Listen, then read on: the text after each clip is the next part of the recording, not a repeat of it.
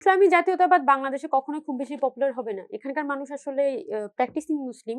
হুম। কিন্তু মানে ধরেন আমার আম্মা জি। উনি আ গানও শুনতে পছন্দ করেন। একই সাথে উনি নামাজ কালামও পড়েন। মানে সবই চলে। হ্যাঁ। বাংলাদেশ আসলে খুবই ডাইভার্সিফাইড। আর ধর্মের দিক থেকে তো আরো ডাইভার্সিফাইড। হুম, হুম, এবং এই ডাইভার্সিফিকেশন টা সুন্দর। হুম, এই ডাইভার্সিফিকেশন টা কোনো আমি শুদ্ধতা, হালাল হারামের কনসেপ্টে দেখব না। হুম, আমি এই ডাইভার্সিফিকেশন দেখতেছি যে মানুষের কালচার এবং মানুষ কোনটাতে শান্তিতে থাকে সেই হিসেবে। আমি এমন একটা জায়গায় যদি হাত দিতে চাই, যেটা আসলে সোসাইটির ইমব্যালেন্স ক্রিয়েট করবে, সেটা কিন্তু আমাকেই ছুঁড়ে ফেলে দিবে। এটা কিন্তু আমাদের সংগ্রামেরই অংশ। হুম, হুম। সে তার সংগ্রাম নিজের মতো করে যায়। আর যে সংগ্রামটাকে বাধাগ্রস্ত করতে যায় তাকে ছুঁড়ে ফেলে দেয়। আওয়ামী লীগকে ছুঁড়ে ফেলে দিছে না? দিয়েছে। সে মুক্তিযুদ্ধের ইতিহাস করাপ্ট হুম, করতে গেছে।